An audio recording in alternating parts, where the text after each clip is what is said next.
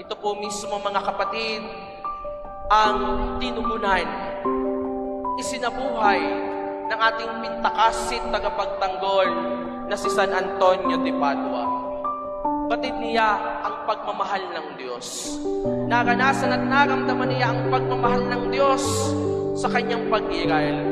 Kaya naman hindi siya nagdalawang isip na ibahagi ito sa iba sa pamamagitan ng kanyang pagkakawanggawa. Sinamahan niya, nilagyan niya ng pagmamahal ang lahat ng kanyang ginagawa na misyon. Kaya naman kahit tila napaka-imposible, ay naging posible sa kanya.